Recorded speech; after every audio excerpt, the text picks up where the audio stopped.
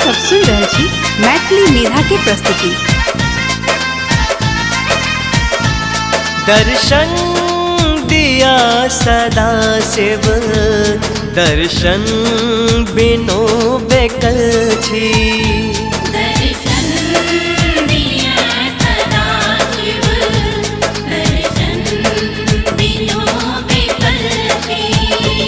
हर हर हृदय के हेरू कत दुख में हम परल छी।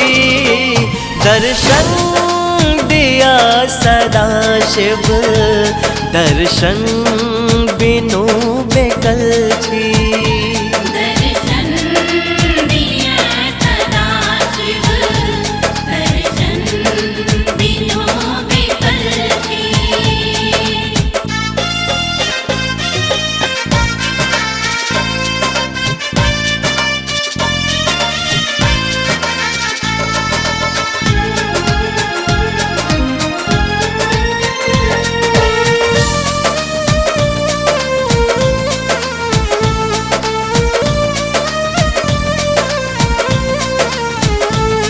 अपनों बनल भिखारी, सब ले खुजल बखारी।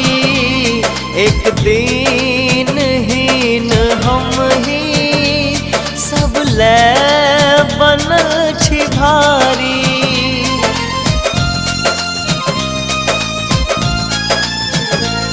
अपनों बनल भिखारी, सब ले खुजल बखारी। एक दिन हीन हम ही, सब ले बनल छी भारी। सुनियो त्रिशूल धारी, एलो अही शरण में। हर हर हृदय के हेरू कत दुख में हम परल छी। दर्शन दिया सदा शिव, दर्शन बिनु बेकल छी।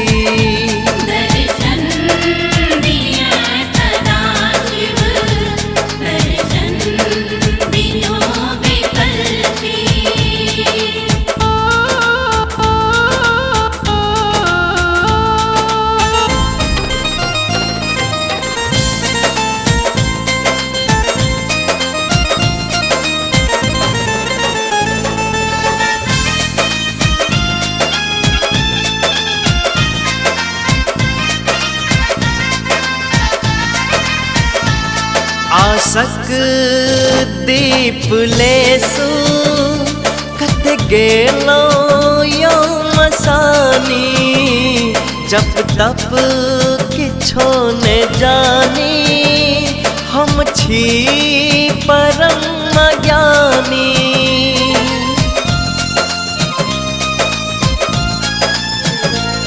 आसक दीप लेसु कत गेलो यो मसानी। जप तप किछो ने जानी, हम छी परम ज्ञानी। करियो कृपा सुत पर, बैसलो अही चरण में। हर हर हृदय के हेरू दुख में हम परल छी। दर्शन दिया सदा शिव, दर्शन बिनु बेकल छी।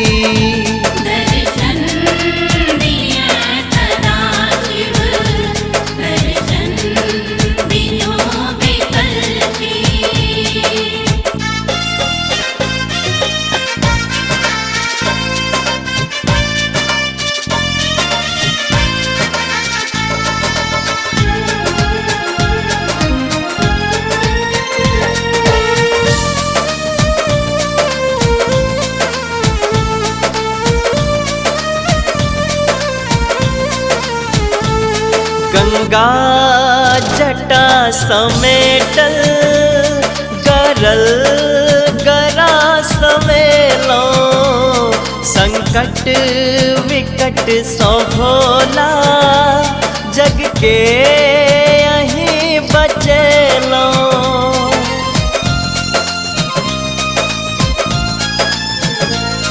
गंगा जटा समेटल गरल गरा समेलो संकट विकट सो भोला जग के यहीं बचेलो हरिया हमर विपत है देरी किए लगेलो नारायण हृदय के हेरू प्रकाश बैठित पड़ल छी दर्शन दिया सदा शिव दर्शन बिनु बेकल छी दर्शन दिया सदा शिव दर्शन बिनु विकल छी दर्शन